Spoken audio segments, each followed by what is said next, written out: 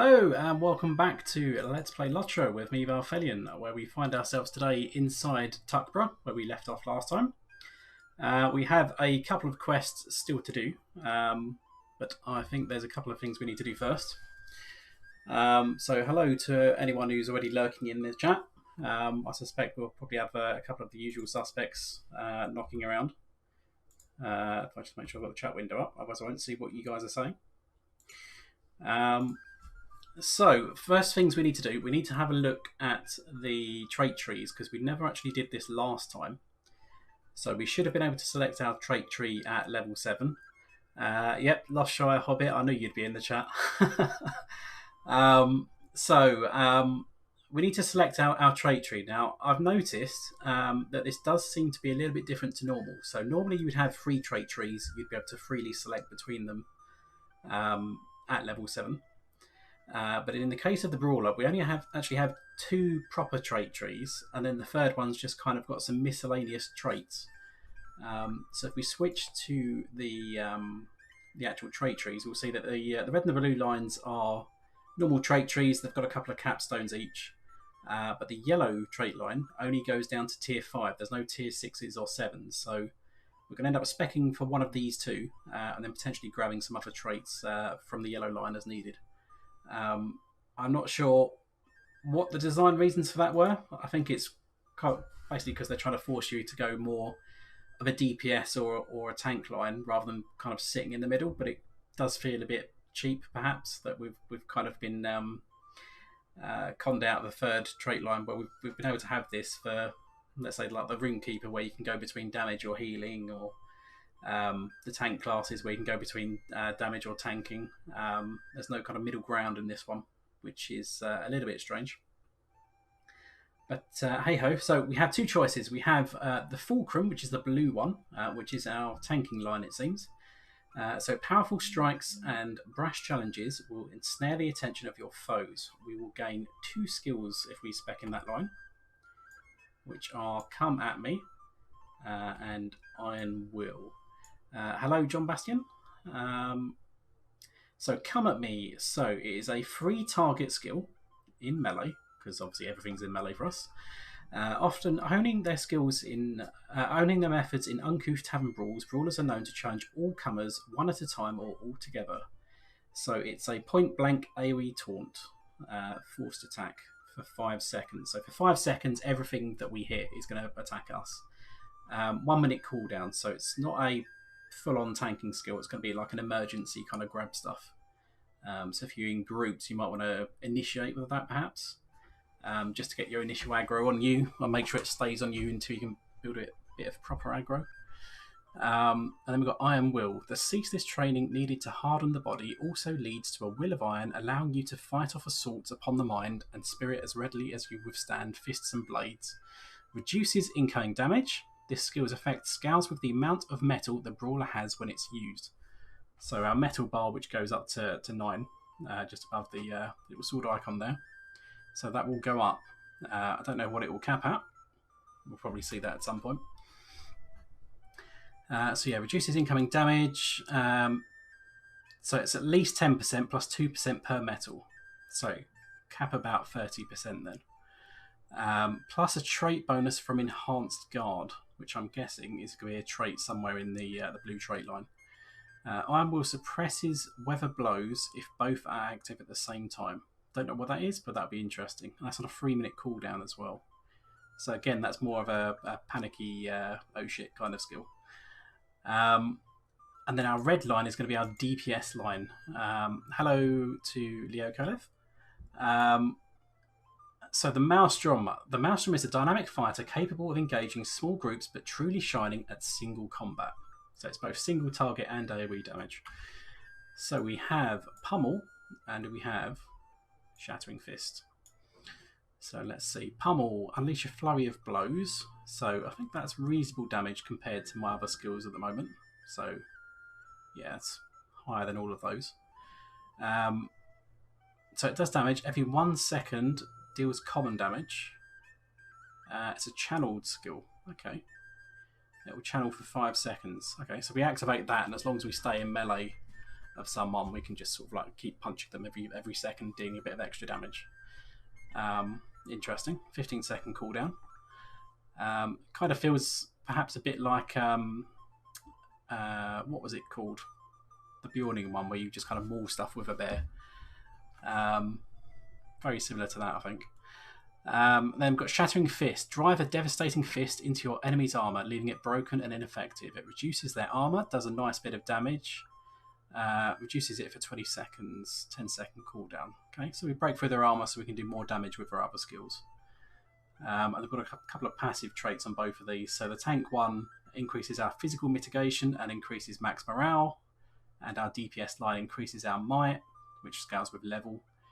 Don't know how much that's going to be at higher levels. It's probably going to be minimal, really. A 5% melee damage, which is always nice. But I think for solo play, we're going to spec into the red trait line. And we get 2 trade points to spend, because we would have got one at level 7 and one at level 9. We'll get them every other level at odd levels. So what are our 3 options we can buy here? So we can buy a First Strike, which only has 1 tier. We can get 5 tiers of setup attack damage and 5 tiers of dexterous hook training. So we get the skill First Strike. What does that do? A quick strike best used on how adversaries. Target must have greater than 80% of their maximum health. So we have to use that at the start of a fight. It's on an 8-second cooldown, so we should be able to get that off cooldown and use it against another enemy we'll be fighting. But it's higher damage compared to my other skills, so initiate with that. So that could be nice. And then the other 2 are just 5 tiers. So we've got setup attack damage. So all our setup attack skills should be our basic skills. So our low strike, our dexterous hook, and our sinister cross. 25% on our base attacks. It's quite nice, I guess. And then dexterous setup. Dexterous hook. Dexterous setup becomes more potent, so it increases the damage of this one in specifically. But again, it only goes up to 25%. So okay, so immediately setup attack damage is better than dexterous hook training. So let's buy first attack, and let's buy 1 rank of setup attack damage, shall we? Right, so with our trait tree set up then, we've got a couple of quests to do. So let's go outside Tuckborough. We've got a couple of quests to do in the Tuckborough region. So which is going to be nearest? There's another hobbit with a quest ring nearby, which may affect which is going to be the nearest quest. So where are you? Oh no, that is the one I need to speak to. That's fine then. Cannot a body be left alone? Oh, how is dear Uncle Adelard? I don't see him nearly enough anymore. So he wants some spiced boar ribs, does he? Well, I have the spices, but I lack the ribs. They are rather important to the dish, are they not? Ha! But don't you worry, there are plenty of boars roaming the hills east of Tuckborough. If you bring me some ribs, I will make the dish Uncle Adelard is after. So, murder some boars, basically. And then we've got a couple of other ones, but I think the other one's to the west. Yeah, and the other one's in Overhill, blimey. Right, so boars should be pretty much anywhere. But they're going to be kind of scattered around, so we might have to hunt them. Where's my first attack? I'm going to have to rearrange my skills, I think. Let's try some of our new skills. So this is our first strike. Punch him in the face. There is a little bit of a animation there. I didn't really see too well what that was, though. I think it's just like a explosion-y kind of effect. You can't really see it too well on that. Oh, 3 boar ribs already. Oh, that was nice and easy. Lost Shire Hobbit, you now have a brawler called Avelia. That sounds awfully familiar. I wonder where you possibly got inspiration for that name. And you're enjoying the class. Yeah, obviously, my only gameplay with it has been the previous stream that we recorded. Which will be the first 6 episodes of the Shire coming out this week and next week. And then whatever we do today. So, I mean, It's all right so far. I don't hate it. We'll see how we go. Be left alone? Good. You've brought the ribs. Let me prepare them for you. Here you go. Tell Uncle Adlar to enjoy them, but if he eats too many, he'll have to add a notch or two to his belt. And conveniently, he's going to be back inside. Yeah, well, we'll see how it is. I mean, I've heard from some people that it's kind of, as with the other classes that have been added to the game previously, Runekeeper aside, that it kind of struggles to find its kind of role in groups. It's terrible. Just terrible. Ah, good. You have the ribs, and they smell delicious. Adelina is quite the cook, isn't she? Well, I will place these in the library, and hopefully they will appease the old Took's ghost. Then I'll have some peace again. There we go. He's happy. I have increased one of my virtue ranks. Come on, let me out. Let me out, please.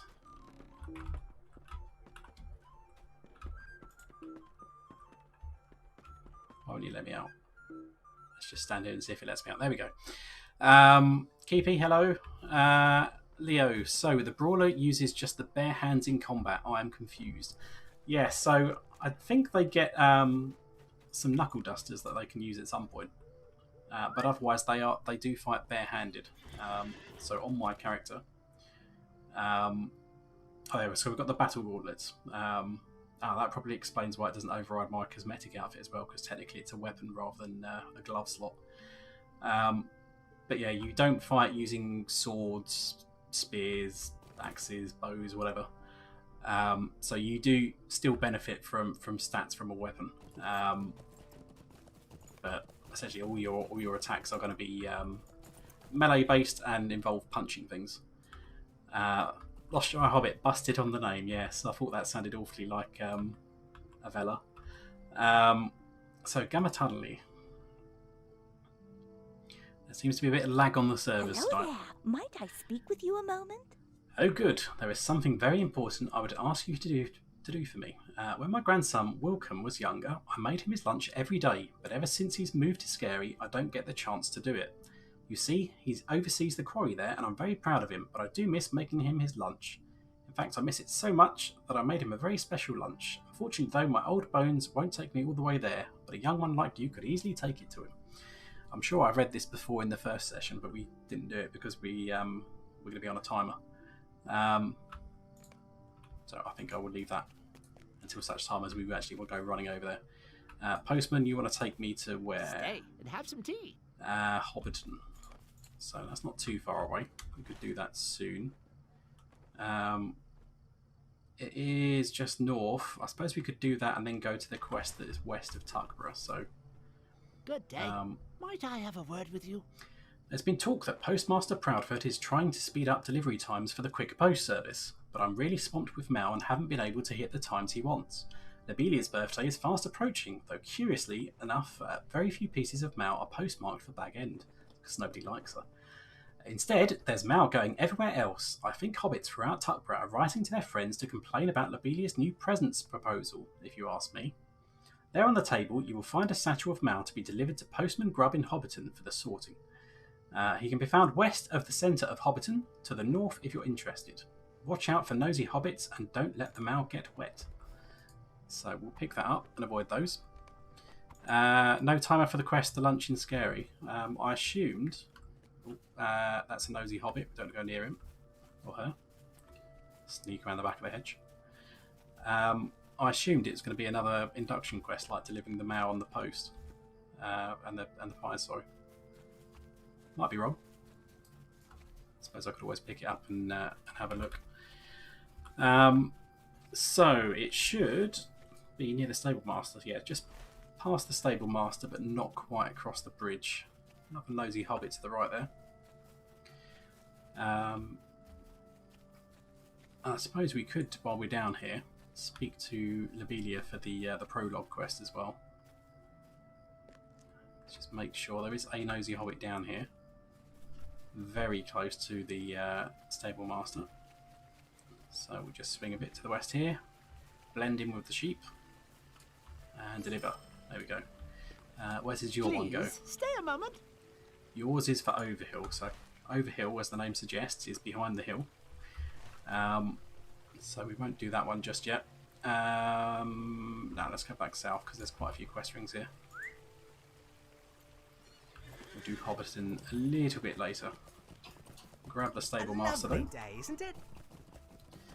And now we need to look for Geribert Took, who lives in a little hobbit hole to the west of Tuckborough. I'm sure we went past it when we came over to Tuckborough in the first stream.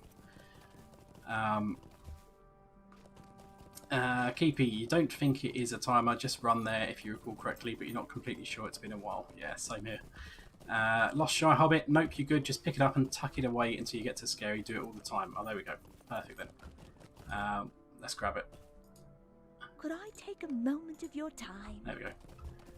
And then we can just dismiss that, because for those that don't know, the quarry in Scary is all the way up in the northeast, so it'll be a while before we get there.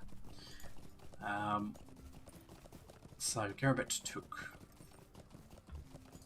So he's gone missing. He didn't show up for his dinner, and for a hobbit that is most peculiar. So everyone's kind of wondering what's up with him. Maybe he's self-isolating because of that which we must not speak about.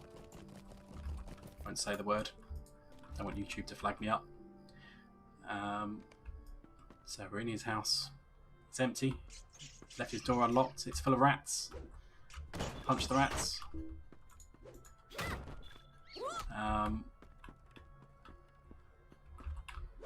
Trying to think what would be. Should we try the pummel skill? Bonk, bonk, bonk, bonk. That was actually quite a nice little animation. And shattering fist. I want to punch some more rats now. Let's see that again. Why can't I punch? Because I need metal. Alright, ready? Here comes the pummel. Oh, here comes the pummel now. No, I've lost it. I've lost all my metal. Oh, I spent it on something else, damn it. I quite like that little punchy, but I want to see it again. Find Geribert's journal and bring it to Celia Took, or read Geribert's journal, which we haven't actually got yet. There it is. Now, what does it say? Fine as usual. Monday. Today Peregrine dared me to hide in one of Longo Burrow's wagons, the ones that head east out of the Shire. He doesn't think I'll do it, but I'll show him. Okay, so he stashed himself in the back of a wagon, and he's probably been taken further afield than he expected. Where's the way out? There it is. That was pretty silly then. He's probably going to find himself far from home. Let's hope he's got the money to hire a horse to get back, or a pony. So back to Celia Took for that one. We've also completed the first tier of Life of a Bounder. So it's showing up in our deed log. There are a lot of quests to do for this. And this used to be a pain in the backside back in the day. Particularly around Moria and Mirkwood kind of era. Because back then, your virtue deeds used to award you ranks of a particular virtue, and in this case the Shire used to give you innocence, which is quite nice for the physical mitigation, and given that it gave you +2 for the deed, it was one of the best sources of it. So you kind of had to do it, and it was a bit of a grind, and if you didn't like the Shire, then you kind of a bit buggered really. It's been a foul day, it has. Geribert's house was empty. Here, let me take a look at that journal of his. I'm sure he'll be here all manner of embarrassed to know that I've read his journal, but I think it's important we know where he's gotten off to. I want a word with you. Oh dear, well it seems Geribert may have got himself into a bit of a pickle. The last entry in his journal says that our full cousin Pippin dared him to hide on one of Longo Burrow's wagons going east. The strangest thing is that this was written some time ago. Pippin has been away in Hobbiton. And Longo's farm isn't that far away. Perhaps you should speak with Longo to see if he's seen Geribert. Longo's farm is on the Stock Road east out of Tuckborough. The more I think about this, the more concerned I get for poor Geribert. So how far along the road? Actually not that far, just a little bit to the east.